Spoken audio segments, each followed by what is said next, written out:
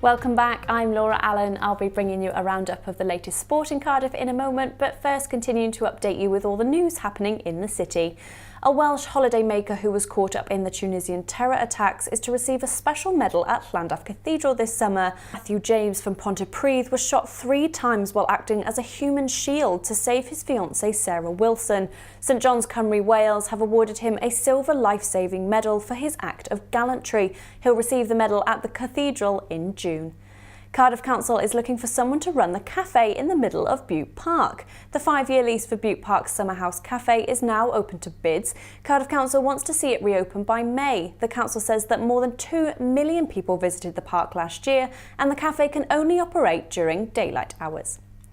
Cardiff City are still in the hunt for promotion after promotion playoff place following a win at the weekend. They beat Ipswich 1-0 at Cardiff City Stadium.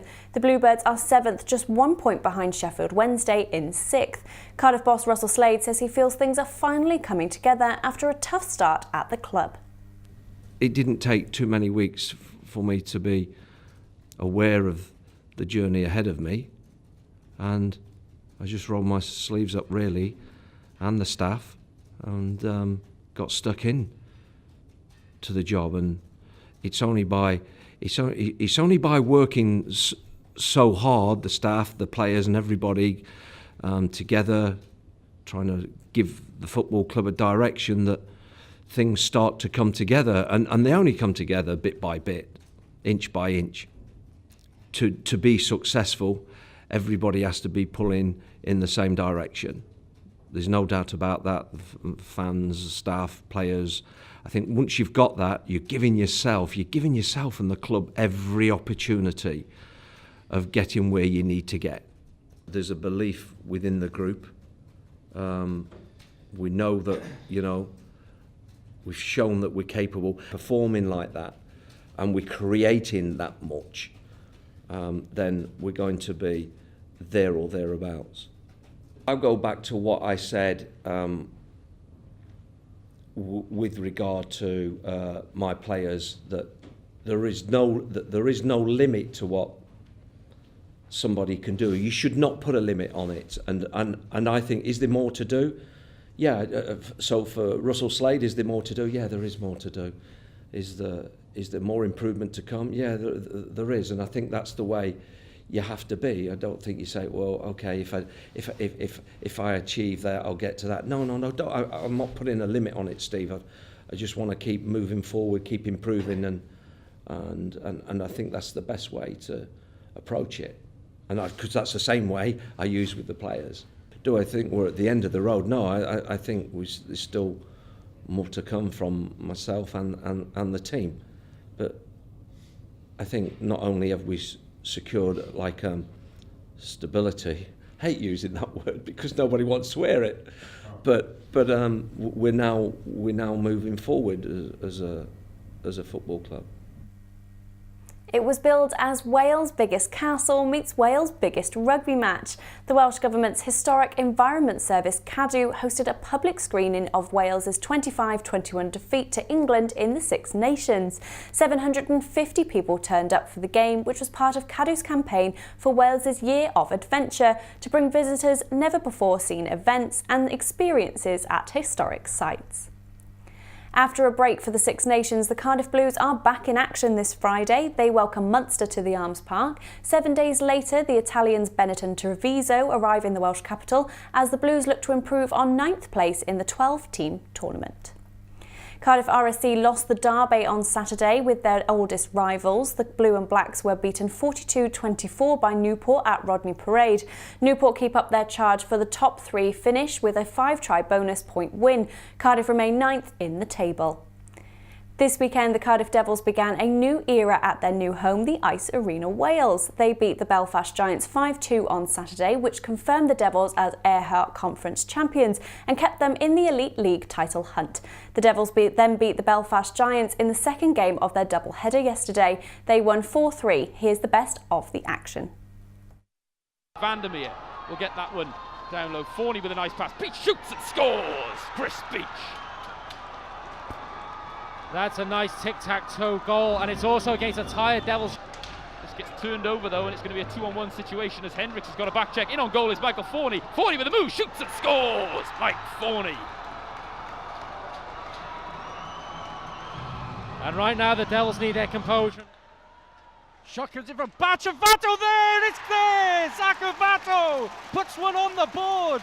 And well, they haven't been at their best, but it's game on here in Ice Arena, Wales. And I think they're just going to go without the puck being dropped, and that means they're both going to leave this game.